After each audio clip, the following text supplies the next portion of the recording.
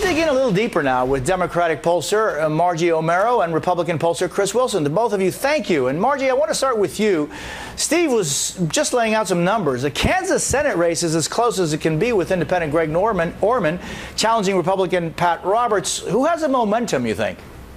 Well, I think when you see a Republican like Roberts focusing, as Steve noted, on such a processing message, on making sure we don't flip the Senate, I mean, that is such, it really reinforces actually the negatives that Roberts has, that he's gone Washington, that he's part of the problem of Washington, that he's not part of Kansas anymore. He doesn't really get it. He doesn't really get voters. And I've talked to so many swing voters in focus groups and in battleground Senate states, not Kansas, but elsewhere. And they're not thinking about their vote that way. They're not thinking about their vote in terms of process or, you know, what's going to happen in the Senate. But what does it mean for me? What is this candidate going to do for me? And do they really get my life? And even Roberts' own positive message reinforces the fact that he doesn't get voters' lives.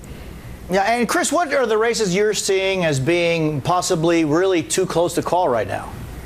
Well, I think these two races, Kansas and Kentucky, are complete exercise in contrast. You've got Kentucky, where Mitch McConnell has run a multi-year campaign. As soon as Rand Paul won, he immediately started reaching out to the Rand Paul people. He spent a lot of time campaigning in Kentucky. He goes back every weekend. He's just very connected to the state.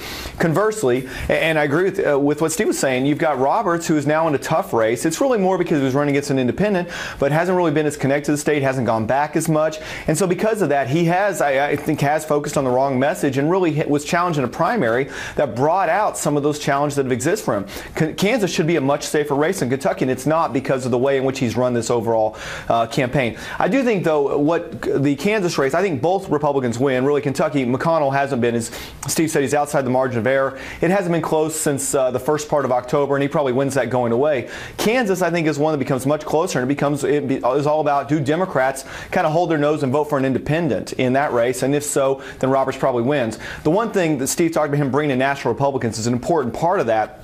And this weekend, he's closing with an ad with probably the most popular man in Kansas right now, Kansas State football coach Bill Snyder, which probably does a better job tying him back to the state than anything he's done so far.